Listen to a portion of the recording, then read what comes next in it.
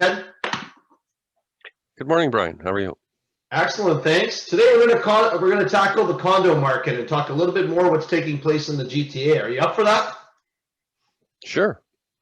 Let's do it. So in terms of what impacts are rental markets having on the condo sector, so we really want to dive a little bit deeper in terms of what's taking place. We've heard a lot of news stories about the rental market and price depreciation. Let's look at what the data is telling us today. So in terms of new listings, we've seen a record number of listings come on within the GTA that were condominium. Do you want to comment a little bit more about this, Ted? Sure. I mean, obviously the labor market is having an effect here. We know that the pandemic has hit certain sectors more than others. Sectors that have been negatively affected are client facing, labor intensive, lower income jobs in, food, accommodation, tourism, retail. And so a lot of renter households are obviously employed in those sectors. And we know that, they do rent and so, not surprising, rental demand has taken a bit of a hit. Vacancy rates have moved up.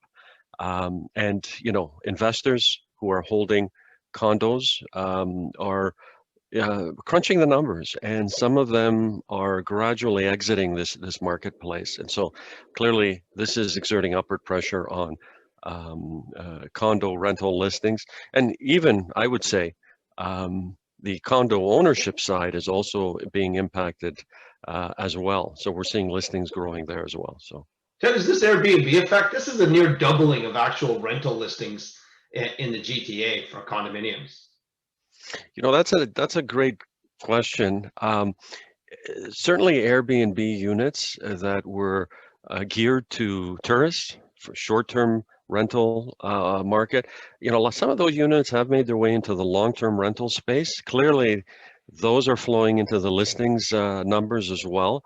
So yes, some impact there. But I would say the bigger impact is that we have a significant number of condominiums under construction, and those units under construction are now being completed and registered. And with, I'd say about 50% of those being bought by investors, 3, 4 years ago, some of the investors are getting cold feet. Some of them are exiting, and we're also hearing some of them are not closing, and we're seeing the assignment sales just growing, doubling. So clearly, construction of condos hitting registration completion, that's also having an effect here. So we've seen that the actual listings have near doubled. We've seen an increase this year in the number of rental sales that have taken place, but it's not the same pace that we've seen with listings. Do you want to comment a little bit more about that, Ted? So, I would say that our focus so far has been on the rental space. I would say that if we look at condos on the ownership side, typically you've got entry-level buyers buying condominiums, and whether they're buying condos or they're renting condos, typically we're talking about smaller households who are renting or buying, typically historically something under 600 square feet. And obviously these renters, these owners, having been impacted by the pandemic, their labor situation, their income situation, they're not in the market for those types of units. And so we are seeing both the demand for rental and condo sales for smaller units really taking a bit of a hit right now. Yeah, I can see that taking place. One of the big headlines that we've seen is the condo rental price, and when we look at the month of October, we're just reporting on our data today. We see that on average 11.3% decline when compared to the previous October of 2019. Is that surprising to you, Ted? No, that doesn't surprise me at all. As I said earlier, labor markets matter. We know that rental markets are pro-cyclical. So what in the world does that mean? It means that when the economy is growing, rental demand is growing, and vacancy rates move in sync with unemployment rates. They're positively correlated. But the reverse is true. When the economy isn't growing and we're in a recession, rental demand takes a bit of a hit. We see vacancy rates moving up, again, in tandem with unemployment rates. And so when vacancy rates move up, that's going to soften rents quite a bit. And, you're showing a picture here of rents down 10, 11% year over year. But I suspect that if you go into the core neighborhoods in 416 downtown, those rents could be off 15, 16, 17%, particularly on smaller units. So clearly, this is a segment of the rental space that has softened. We looked at Toronto proper, Ted, just for that comparison, and it was actually down 13.5%. And I know we talked earlier, we think a lot of the smaller units, and we're looking at the data to see are these bachelor units harder hit than the 1 or the 2 bedroom common units. So we'll see. So since we've gone through the rental market, that's painting a little bit of a scary picture for investors. And the good news is if you're renting, you'll get a price break when you're renewing. But we also want to take a look and see, is the resale market for condominiums also impacted within the GTA? So we put a couple slides together and wanted to get your commentary. So we saw a very similar trend as with the rental listings, in that we've seen a spike in the number of listings within the condo market. Was that a surprising trend to you, Ted? No, not surprising. Let's go back to what we talked about in terms of the need for space and the demographic shift that's going on. We know that over the last 5 to 10 years, millennials who were in the 25 to 34 age category, well, they're now 5 and 10 years older, right? Makes sense today. So they're in this 35 to 44-year-old category, some of them. And, if there's a female part of that family, females are moving into sort of ages that are consistent with higher fertility rates. So women are having more kids in this age bracket. So the need for space has never been bigger than it is right now. And so, yes, some of them are trading up out of their 600, 500 square foot condo into perhaps something bigger, or in many cases, we're seeing these millennials shifting out of 416, looking for more space, a single detached home, particularly if their employer allows them to work remotely. They need that space, not just for more family members, but obviously if they need an office, clearly space is a value. So we are seeing that story being played out. And I mentioned earlier, we're also seeing investors gradually exiting this market. And by the way, Brian, I want to dispel a myth here.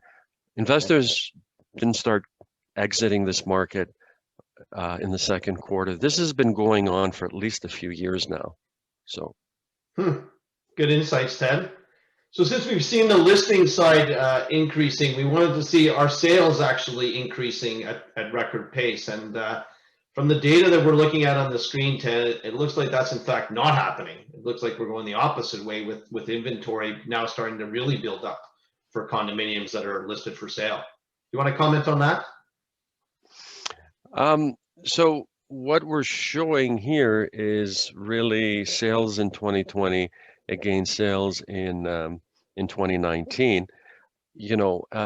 It's clear to me that we're not, we're clearly not seeing, this picture moving north here.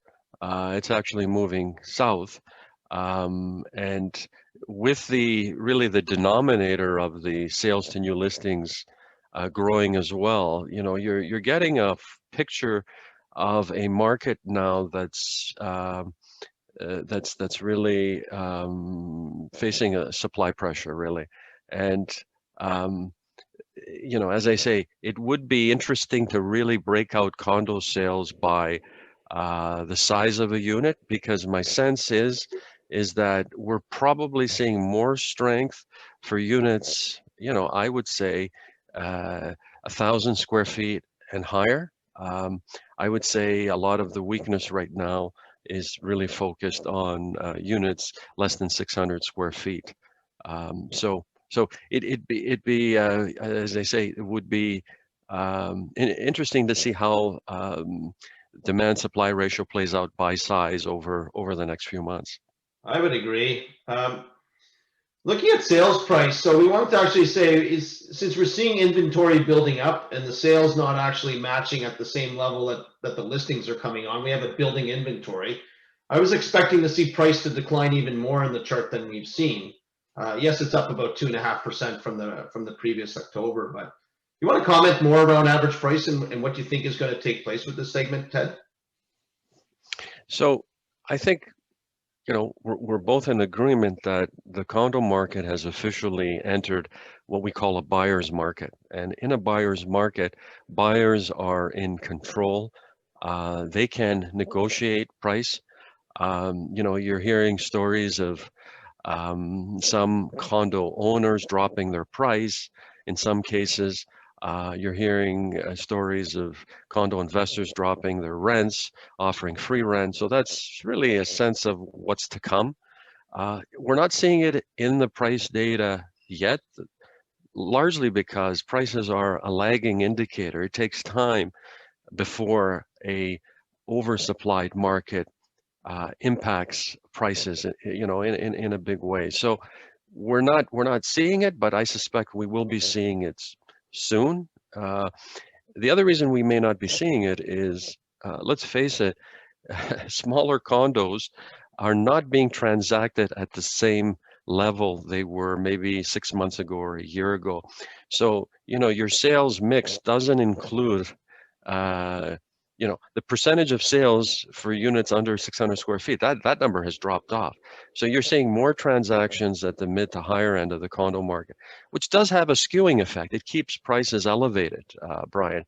So as I say, again, I expect in time we will see a more pronounced move down in condo prices. That's a really good point, Ted, that when you look at average sold price, you have to be careful around the mix. And I think that's a really good point, and we'll look at the data to see if that actually does hold true. We looked quickly at days on market, and we also looked on selling price to list price, and we know that these ratios will catch up just like average price over time. So no comment there. Let's get to the real heart of the matter, and when we look at this condo market segment. So what demand and supply factors are behind the divergence in high-rise and low-rise housing activity? So, you know, if we go back to the labor market story, we focused a lot on high density earlier, but you know, the labor market story is very supportive for households who are earning, you know, mid to higher income, because those are sectors of the economy, you know, professional services, financial services. Those are the jobs that haven't been impacted as much by the pandemic. And so, you know, if you bring the demographic story in focus, you've got millennials who are a bit older now looking for space. A lot of those folks are earning mid to higher income. You know, they are in a position now to shop around for a low-rise home. And so one of the reasons we're seeing demand for singles and semis growing, it's really this combination of the labor market story that's still fairly strong for these folks earning mid to high income, and of course the need for space coming together. Those forces coming together, and you know, and as I mentioned just a few minutes ago, investors have been gradually exiting this market space. I would say as early as 2018. And so, you know, obviously, they're not in the market buying high rise. That's impacting that high rise segment. But overall, it is a tale of two markets, really, if you think about it. Low rise outperforming, high rise, you know, not performing well. And you know, when we go back in time, it's quite interesting how things have evolved here, because between 2010 and 2017, it was really a story about single detached homes. the strength of singles. And post 2017 to 2020, it's been a story of condos catching up. But I think condo prices have really narrowed the gap over the last 3 years. Have really, I wouldn't say they've caught up. Obviously, they haven't caught up to single prices, but they've really narrowed that gap. And, investors and homeowners are kind of asking the question, where is the value in this marketplace? If I need space, right? And, I'm looking at my home not just as a place to live in, but also as a long-term investment. Where is the value now, given what we've seen in the last 3 years in the condo space? And so, obviously, low rise is benefiting there. So, Great points. I guess maybe when we look at this condo market, and you're right about the investors, it is a little bit scary. But we see the phenomenon with condos is not in the suburbs is performing way differently than downtown Toronto. So it looks like in the suburbs for condominiums, we're seeing they have more space, and they haven't seen the price reduction that we've seen, or even from the rental market side. So it's quite surprising. So, question for you, Ted, is the housing market performing as you guys expected as a result of COVID-19? Myself personally, I'm shocked that it is performing so well. So I'll address, there was 2 points there. I'll address the first one. I think you hit it on the head that we can't generalize and talk about condos paint the whole condo market with one brush. Clearly 905, more strength. You've got bigger units. So clearly the 905 marketplace is holding up a bit better than 416 for sure. And the same could be said for low rise. I think suburban low rise housing, we're seeing those prices growing a bit faster than what we're seeing in 416. So great point. I would completely agree with that. We have to be careful we don't paint the entire space with one brush. In terms of, are we surprised by what we're seeing in terms of the strength? Yes and no. I mean, I think we have to remember here that the narrative has been around how strong prices have been, but really housing is broad. It's not just about ownership, it's also about rental and condos. And so we're seeing early signs of cracks here. And it's in the rental space with rents coming off, and it's in the condo space with prices softening, and I suspect will continue to soften in the months ahead. So we are seeing the early signs of weakness in the housing market.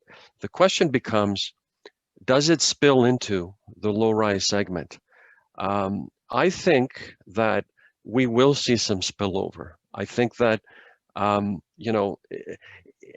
the buyers who are trading up in the marketplace, well, you need a first-time buyer to buy that home if you have any hopes of trading up. And we know this is a real estate grapevine. If the lower end weakens, that's going to trickle along the grapevine up. And so I think we will see this spilling in to the low-rise space. I think that there was a lot of pent-up demand in this marketplace that has built from 2018 onwards due to stress testing.